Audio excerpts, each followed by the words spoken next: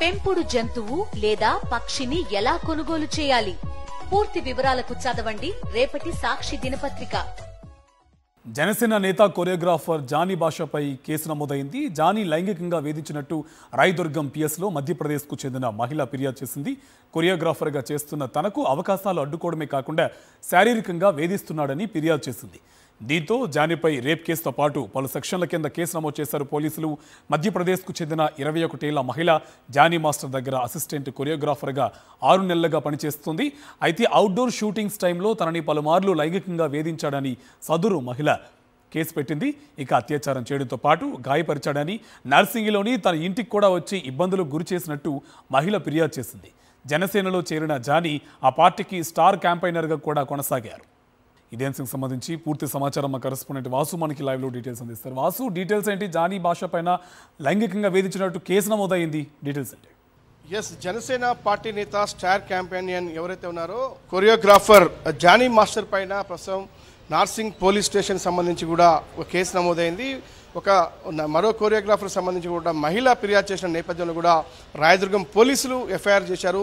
ఆ 0 ఎఫ్ఐఆర్ జరిగినటువంటి ఘటన నార్సింగ్ పోలీస్ స్టేషన్ పరిధిలోకి వస్తుంది కాబట్టి ప్రస్తుతం ఆ కేసును నార్సింగ్ బదిలీ చేశారు. ప్రధానంగా ఈ జానీ మాస్టర్కి సంబంధించి అవుట్డోర్ వెళ్ళినప్పుడు చెన్నై కానీ, ముంబై కానీ, బెంగళూరు కానీ వెళ్ళిన నేపథ్యంలో కూడా అక్కడ పలుమార్లు తన పైన లైంగిక వేధింపులకు పాల్పడ్డాడు. నార్సింగ్లో ఉన్నటువంటి నివాసానికి వచ్చి లైంగిక దాడికి పాల్పడమే కాదు, తన పైన దాడి కూడా చేశాడంటూ కూడా ఆ బాధిత మహిళ మహారాష్ట్ర చెందినటువంటి యువతి ఫిర్యాదు చేసిన నేపథ్యంలో ఈ కేసు నమోదైంది. ప్రధానంగా ఒకసారి ఆ కేసు పూర్వపరాలు చూసినట్టయితే అతనిపైన సెక్షన్ 376 రేప్ కేసుతో పాటు బెదిరింపులకు సంబంధించి 506 సెక్షన్ల కింద 323 క్లాస్ 2 కింద కూడా దాడికి సంబంధించినటువంటి మరో కేసు, అంటే 3 సెక్షన్ల కింద కూడా పోలీసులు కేసు నమోదు చేశారు. ఆ కేసును ప్రస్తుతం నార్సింగ్ పిఎస్కు బదిలీ చేశారు. కొరియోగ్రాఫర్ సంబంధించినటువంటి ఎవరైతే జానీ మాస్టర్ ఉన్నారో అలియాస్ షేక్ జానీ భాషకు సంబంధించి కూడా గతంలో కూడా ఇలాంటి లైంగిక వేధింపులకు సంబంధించి పలుమార్లు ఫిర్యాదులు వచ్చాయి, కేసులు కూడా నమోదయ్యాయి. సైబరాబాద్ కమిషనరేట్ పరిధిలోని ఇతనిపైన పలు కేసులకు సంబంధించినటువంటి ఘటనలు జరిగాయి. కానీ ఈ తాజా ఫిర్యాదు నేపథ్యంలో కూడా ఈ బాధిత మహిళకు సంబంధించి స్టేట్మెంట్ రికార్డ్ చేసే పనిలో ప్రస్తుతం నార్సింగ్ పోలీసులు పడ్డారు. చూస్తా ఉన్నాం, సినిమా ఇండస్ట్రీకి సంబంధించి కూడా ఇలాంటి వేధింపులు తరచుగా వెలుగులోకి వస్తున్న నేపథ్యం. ప్రస్తుతం జానీ మాస్టర్ వ్యవహారం చూసినట్టయితే ఇటీవల కాలంలో కూడా అధికారంలోకి వచ్చినటువంటి పార్టీకి సంబంధించి జనసేన పార్టీలో చాలా కీలకంగా వ్యవహరించినటువంటి వ్యక్తి. అంటే అధికారంలో ఉన్నాం కాబట్టి ఏం చేసినా చెల్లుబాటు అవుతుందన్న నేపథ్యంలో ఒక జూనియర్ కొరియోగ్రాఫర్ పైన ఇలాంటి లైంగిక దాడి ఆరోపణల నేపథ్యం అయితే కనిపిస్తూ ఉంది.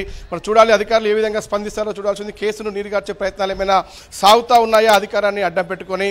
ఎందుకంటే జానీ మాస్టర్ సంబంధించి జనసేన పార్టీలో చాలా కీలక వ్యక్తిగా కనిపిస్తూ ఉన్నాడు కాబట్టి పోలీసులు ఏ విధంగా ముందుకెళ్తారు? ప్రస్తుతం ఆ యువతి స్టేట్మెంట్ రికార్డ్ చేసిన తర్వాత జానీ మాస్టర్ను అరెస్టు చేయాల్సి ఉంటుంది. ఎందుకంటే ఏకంగా అత్యాచార ఘటనకు సంబంధించి చాలా స్పష్టంగా కేసులు నమోదయ్యాయి. ఒక యువతిని దాడి చేయడమే కాదు, బెదిరింపులకు పాల్పడ్డ నేపథ్యానికి సంబంధించినటువంటి ఈ యొక్క ఎఫ్ఐఆర్ అయితే చాలా స్పష్టంగా కనిపిస్తూ ఉంది. చూస్తా ఉన్నాం ఇలాంటి ఘటనలకు సంబంధించి తెలుగు సినిమా పరిశ్రమ పెద్దలు కూడా ఎలా స్పందిస్తారో చూడాల్సింది.